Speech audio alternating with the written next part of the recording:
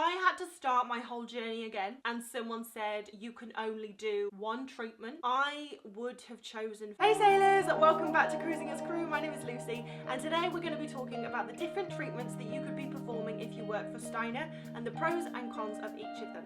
So if you have applied for a job with the Onboard Spa and you are yet to go to the training academy, or you are still thinking about applying for a job with Steiner, then make sure you watch this video because you are going to want to know this information. But before we start, please press like and subscribe for more cruise ship content, and if you have any video suggestions then you can leave them in the comments down below, or you can DM me over on Instagram at Cruising as Crew and I'll be sure to get back to you. But as for now, let's get into the video. In the spa on board cruise ships, you can find medi-spa doctors, acupuncturists, hairdressers, fitness instructors, and beauty therapists. But today, we are just going to be focusing on the beauty therapist treatments because for everything else, it's a whole other qualification. So if you are a beauty therapist, this video is for you.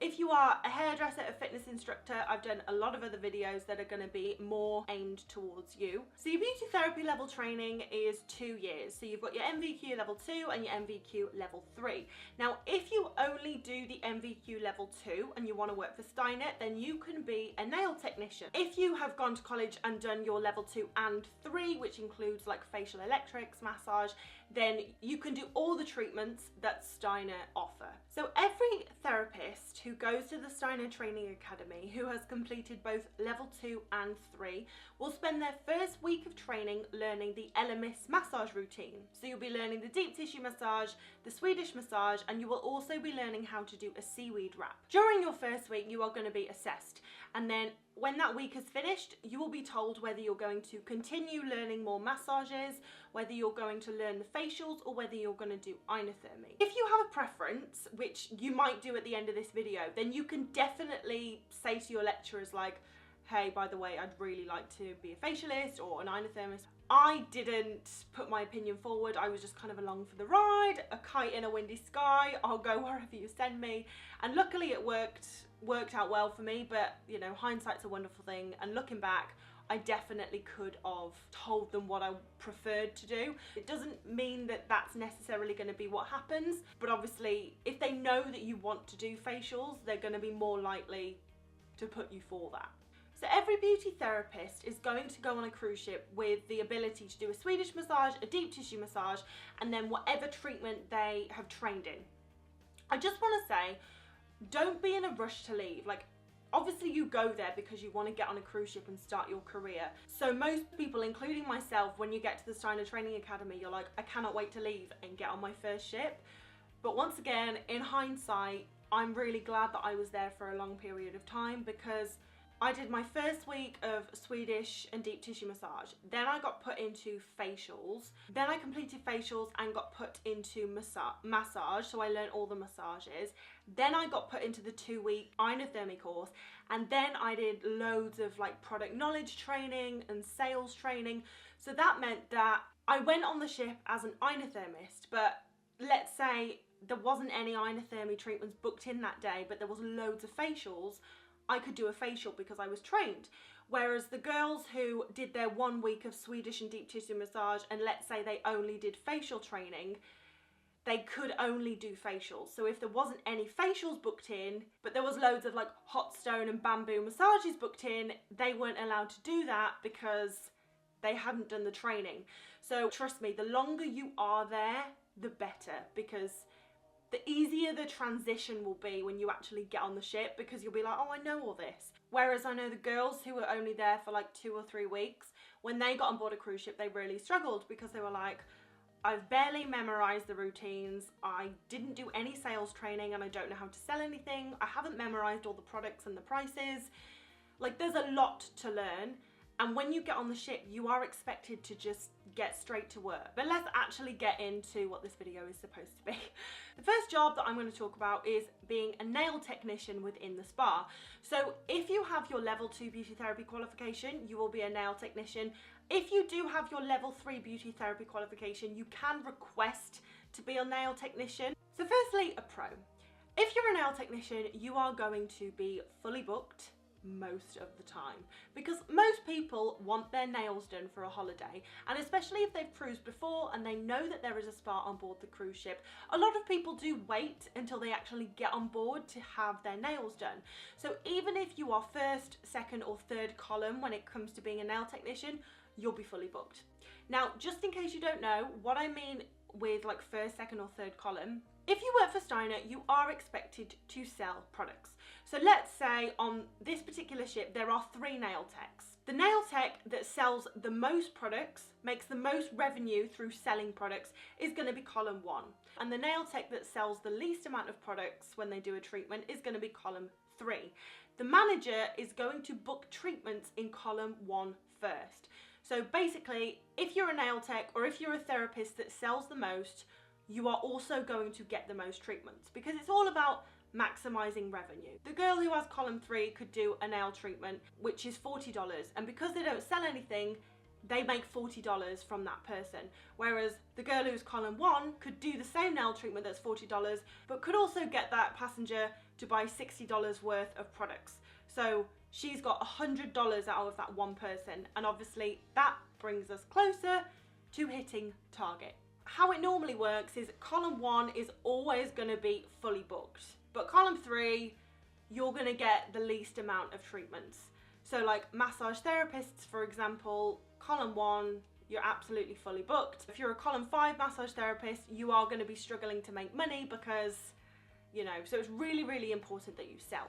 Anyway, but my original point, even it doesn't matter what column you are, you will always be fully booked if you are a nail technician, because nails are really popular. But also, the nail treatments are the cheapest treatments within the spa. So if someone wants to treat themselves to a spa treatment, but they don't necessarily have $200 to blow on a massage or a facial, they're going to have their nails done. So that's the pro. The downside to your treatments being cheaper is you are going to have to do a lot of them to hit target. Maybe a massage therapist would only have to do 5 massages to hit a daily target, but as a nail tech, you might have to do 10 treatments to hit your daily target. And as well as having to do more work for your money, being a nail tech is a lot harder than people give it credit for, because not only have you got to be able to work and do an amazing service, you've also got to be able to hold a conversation for 14 hours a day if you're fully booked. It's not like a massage therapist where you talk a bit at the beginning and at the end of the massage, and during the massage you can kind of zone out. When you're a nail tech, you're doing their nails, but you are also having a conversation with them. So you have to be a very strong conversationalist, and you have to like talking. But on the plus side, because you are talking to the customer for a good hour, you build a very strong rapport, and that combined with the low cost of the treatment, you get a lot of tips. Now we're going to go on to being a massage therapist. Now, probably the biggest pro is that everyone wants to have a massage. If people have a little bit of extra money to spend, they're going to get a massage. So you don't have to work very hard to get people in. You don't really have to sell the treatment that much, because people know what a massage is. The only thing that you might have to sell them on is which massage to get, like hot stones, bamboo, Thai poultice, deep tissue. But it's not going to be a struggle to get them through the door for this treatment. So you have the potential to make a lot of money because you can be fully booked all the time. But because massages are the most popular treatment on board cruise ships, there's usually about 5 to 8 massage therapists in a spa, depending on the size of the ship. So if you're column 1, 2 and 3, you sell the most products, you're going to be making so much money. However, if you're in column 5, 6 and 7, you're probably not going to get anything. So especially if you're a massage therapist, it's so important that you are able to sell, because you are going to be competing with the other therapists. So while being a massage therapist can be quite stressful, just as working in the spa in general can be quite stressful, what's nice about it is when you are doing the treatment, there's not a lot of people who want to talk during their massage. Obviously, if they do want to talk, that's fine, but I'm just saying 90% of people, if they're having a massage, they just want to fall asleep and relax.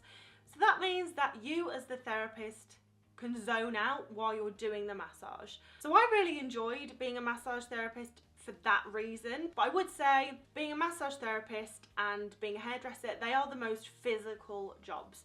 Obviously a hairdresser, you know, you're using your arms all day and you're having to talk, but we're not talking about hairdressing. But massage therapists, you are using your hands and your arms all day, and if you are not careful, you will get a repetitive strain injury, carpal tunnel. So what I would recommend for every massage therapist, especially who are going to work on cruise ships, get wrist braces that you can put on in between treatments and when you go to bed at night. So these are wrist braces. So they've got a piece of like metal at the back which just keeps your arm straight, and then they just velcro on. You don't have to put them on tight, but just keeps your wrist straight and it just prevents any injury. And also when you are massaging, especially if you are doing deep tissue, make sure you use your forearms and your elbows. I like to use my hands when I'm massaging, but I use my hands far too much when I was doing like really high pressured massages, and consequently my wrists are now shot to shit. But yeah, wrist braces are definitely something I would recommend for anyone working in the spa, but especially for massage therapists and hairdressers. Now we're going to talk about facials. So the biggest pro, it is by far the easiest treatment to sell products with. If people are coming in for a facial, it's usually because they have skin concerns, or even if they don't have anything they're really worried about, they like to look after their skin. And everyone who is interested about their skin wants an expert to tell them what they need to be doing to look after their skin. So it's really nice because you very rarely have to like give the hard sell when you're doing facials. Not that you should be giving a hard sell anyway, but you don't really have to try that hard. Normally you just have to tell them what you used, tell them why it's good for them, and they'll usually take at least something. So that, combined with the fact that a facial is quite expensive, you know, it's going to be upwards of £100, it's very easy to hit your target. And now the cons to being a facialist, like massage therapists, there are going to be a few facialists, so you are going to have competition. Really important that you do sell products so that you are column 1 or 2. So that is normally where the majority of the spa's product revenue comes from, is the facialists selling facial products, because it's just, you know, it's so easy, you don't even have to try. So even a lot of the time the passengers will say, can I buy this? And you're like, yeah, of course you can. And then the other thing with being a facialist is it's great because it's not very strenuous. You're usually obviously sat or stood at the top of the bed, you know, doing your effleurage and performing the facial. So it's not very strenuous. However, there is going to be a lot of wrist action. If you have trained to do facials, which you will have done if you've done your beauty therapy training, there's a lot of this. So similar with massaging, you might get repetitive strain injuries, you might get a bit of carpal tunnel. So once again, purchase some wrist braces and wear them at night when you go to bed. And then last but not least, we are going to talk about Ionithermie. So for those of you who don't know, Ionithermie is a slimming/detoxifying treatment that is performed on board cruise ships. So the first thing that is fantastic about Ionithermie is you are going to be the only one doing it. Unless you are on one of the biggest ships in the world where there's maybe 1 or 2 Ionothermists, the majority of cruise ships are only going to have one person on board who is trained to do Ionithermie. That means that if an Ionithermie treatment books in, you are the only one who can do it. So there is absolutely no competition. You're not kind of looking over your shoulder to see how much Jenny's sold, because it's all on you. You are the only one who can do the treatment. So that's a really, really nice thing about doing Ionithermie. But the reason there is only one person on board a cruise ship doing Ionithermie is because it's not a very well-known treatment. Like, if people come on a cruise, they're like, oh yeah, I'll get a massage, yeah, I'll get a facial, yeah, I'll get a manicure. People very rarely, unless they've had the treatment before, are coming on board saying, oh yeah, I'll get an Ionithermie treatment. It's a treatment that you really need to work hard to promote, and you really need to sell. You know, you need to be able to explain things well to entice people to come in for the treatment. So this means that it's incredibly important to be a good public speaker, because you will be required to do seminars on the treatment, educating people on it, because that is a huge way that you are going to get people to book in. The other thing is, Ionithermie isn't a very physical treatment on your part. So the guest is going to come in, you're going to do a consultation, of course, and then for the majority of the treatment, the guest is lay on the bed, hooked up to a galvanic and faradic current, and you are just going to stay with the guest and talk to them throughout the treatment. So it's more mentally exhausting than physically, because you're actually sat down for the majority of it talking to the guest. I really, really liked it. The only thing I would say is there is a lot of pressure to sell. I mean, there is with every treatment that you do within the spa, but the thing is with Ionithermie, you have the potential to make like £1,000 to £2,000 just from one passenger, because the treatment works best the more treatments they have. So on most ships, the spa offers like a package of 3 for, I think it was like £399. The last ship I was on, you'll have to forgive me if that's changed, it was a long time since I did it. So that's nearly 400.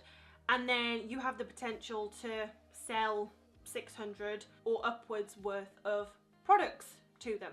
So although you may not be like fully booked, because as I said, not many people know about Ionithermie, it doesn't matter, because if you're good at what you do, you only really need 3 people to come in for Ionithermie a day, and you can blow facial and massage out of the park. But it is harder to get them in initially. And the other thing, I found Ionithermie either was great or not so great, depending on where the ship was in the world. I mean, just like if the ship is going around Thailand, massage probably isn't going to be that popular, because people can literally go out in Thailand, get a Thai massage for $8. Whereas if you are in Europe, massage is going to be a lot more popular. Kind of the same with Ionithermie. When we were in Australia, it did really, really well. However, when we were in the Mediterranean, it didn't do so well. And you have to work harder to get people through the door. Okay, so we have been through the pros and cons of all the treatments that you could possibly be doing within the spa if you are a beauty therapist. Now, having already worked for Steiner, and you know, as I said, I was fortunate to be trained in everything, so I really have done every treatment that a beauty therapist can do when I was working on the ships. If I had to start my whole journey again and someone said you can only do one treatment, I would have chosen facials. I love the skin, I'm obsessed with it, love learning about it, I find it absolutely fascinating. So I would choose facials because that's what I enjoy doing the most. However, if you love giving a massage, go with being a massage therapist. If you love doing nails, be a nail technician, because you're gonna be doing it a lot. So that's my advice.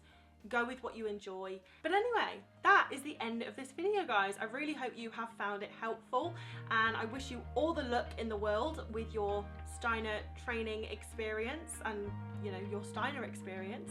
But yeah, if you have found it helpful, please press like and subscribe. It would really mean a lot to me. And as I said, if you have any video suggestions, then you can leave them in the comments below or DM me over on Instagram at CruisingAsCrew. But thank you very much, and I hope you have a great day, guys. Bye.